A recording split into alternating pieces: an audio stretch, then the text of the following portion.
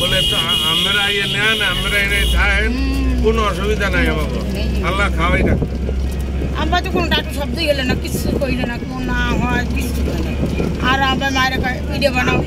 এই রান্ধে ওই রান্ধে আমি 25 বছর আগে আমার বাচ্চা ছাড়া 3 জন বইসা এইটা ইজিভাবে ফয়সালা করতে পারতো যে এই আমাকে মাথায় ধুইয়া এখন আমরা আমার লজ্জা লাগে এগুলো একটা খুব ছোট লোকই কারবার এতটা অভাবে নাই আমরা অভাবে আছি এতটা অভাবে নাই